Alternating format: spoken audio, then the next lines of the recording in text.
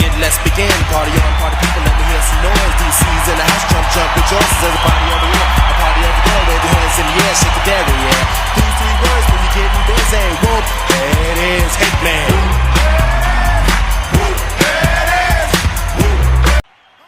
Hey family, welcome back to Story Time with Brother Reality. This story is going to be called Game. Now I'm going to make this story short, not going to make it too long, but there was something that I wanted to explain before I told the story. I was born in Fort Polk, Louisiana. And next to Fort Polk, Louisiana, which is a military installation, there's a town called Leesville, Louisiana. They're connected at the hip. It's like you drive 10 minutes up the road from Fort Polk and you're in Leesville. That's how close they were together. So even though I lived on a military base, we went to school in Leesville.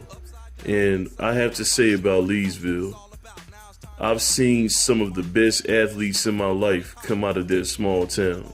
Even though it's a small place, they have some of the best athletes I've ever seen in my life. From basketball players to football players, baseball players, it doesn't matter. These brothers were purebred athletes, and they pushed you every day. And Leesville, Fort Polk was where I really fell in love with the game of basketball. Me and my twin brother both. We fell in love with basketball in that place because the competition was so heavy. Those brothers out there were going to push you until you became the best that you could be. Now, let me break down the two different leagues, the basketball leagues that were in Fort Polk and Leesville. In Fort Polk, they had this league called the Youth League, the Yak League, basically. That's what we called it, the Yak League. And you just signed up and, you got on the team. After your parents signed you up, you got on the team. There was no tryouts or anything like that. Now, for the school team in Leesville, if you wanted to play for the school, you had to try out. You had to go out there, prove that you were one of the best, and they picked you to be on the team. That was a big deal. Playing for Leesville was always a big deal because of the talent in that place. So at this time, me and my brother, we were doing both. We made the school team, but we were trying to play in the Yak League too. It was very hard to do, but we made it happen anyway. On this day, it was Saturday. We had a Saturday game, a Saturday night game to be exact. And the game was real tight. It was a very close game. We were going back and forth. Both teams were battling. This team wasn't even that good, but they were battling us because, the year before, the team that my twin brother and I were on, we didn't lose a game. We went 19-0. So I'm guessing the parents or the committee got together and was like, hey, we can't have that kind of thing ever again.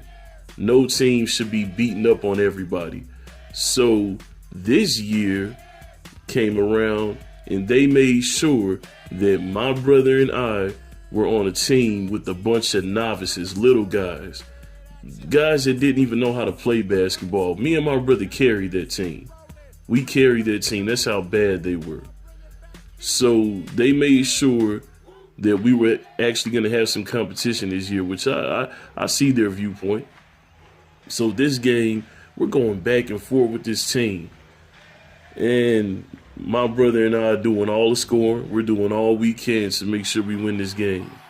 So with about 20 seconds left, the other team comes down and they hit an easy bucket. I'm talking about a real easy bucket. It was like, I think one of the guys shot up a lucky floater and it went in. So we're down by one. We find ourselves down by one. And we're looking up at the clock like, okay, there's not much time left. So our coach calls timeout. We go to the huddle. We had a female coach. She was a decent coach, a good person, but she didn't really know much about basketball. I'm just be honest. So she's scrambling because this is our second game of the season and we're already about to lose. So we go, break the huddle. We inbound the ball. I bring the ball up court. I wasted way too much time bringing the ball up court and dribbling at the top of the key. I wasted way too much time handling the ball. So I see my brother on the baseline. I pass it to my brother, and he scans the court, and he drives baseline real hard after a quick scan. He drives the baseline hard. I'm talking about hard. And it's about 7 seconds left at this point. So I see him driving, and one thing that you're taught at a young age when you play basketball is that you run with who has the ball. So he's driving hard baseline, and I'm rim running. I'm running from the top of the key all the way to the goal to meet him there. So he sees me, hits me with a clean bounce pass, and I go straight up with it. Layup at the buzzer, no time remaining. We win the game. We called the game that night, and we did it. And what makes it so beautiful is that there was a dance that same night, because like I told y'all, it was on a Saturday, and there was this place called Celebrations. And there was a dance that night at Celebrations. My Leesville folks, they know exactly what I'm talking about. They remember that place. I don't even know if it's still around like that no more. But we went to the dance that night, celebrated, saw the girls, man, got our dance on, had a good time. There's nothing like ending your night off after you hit a game-winning shot to go and kick it with the homies and, dance with the girlies and have a good time, man. Like I said about that place, Celebrations, that was an amazing venue, a great place to hold things of that nature, man. And I just wanted to share this story with y'all, not too long, but that was my first and last game-winning shot. My basketball career and my brother's basketball career never went past high school, but it's okay. And let me get on my brother for a minute. My brother was always a better athlete than me. Could run faster, jump higher. My twin brother was able to do everything that I couldn't. I was more of a cerebral basketball player.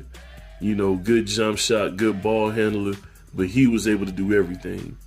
And I want to also give a big shout out to my Leesville Fort Polk people who I still hold relationships with to this day.